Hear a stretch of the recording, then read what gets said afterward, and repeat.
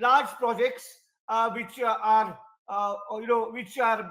promoted by mining barons and contractors. Also, they're the same people who fund political parties. So you can Yeah. understand why chief ministers and prime ministers don't want hard questions asked. Hostility or indifference to environmental sustainability, whether it be forest, water, housing, energy, soil, whatever, the health of our soil is agnostic across political parties. The UPA was little better than the Yes. NDA.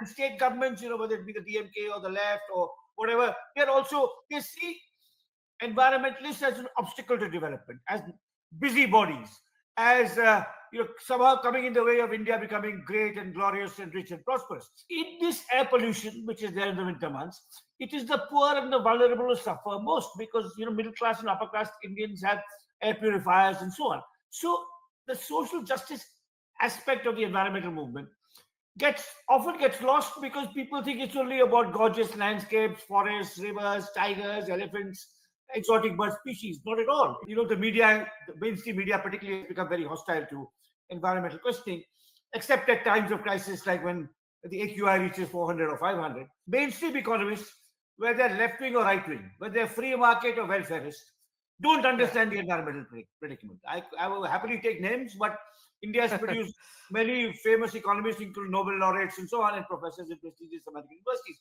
Regardless of whether left wing, centrist, or free market, they are utterly ignorant of Hmm. the cost to human life, livelihood, employment that environmental devastation causes. Which is true also of most of our columnists, particularly our business columnists in the mainstream press. 20% of the fault is that of the scientists, because scientists work in isolation. They do their research, Silos. their Yeah. papers.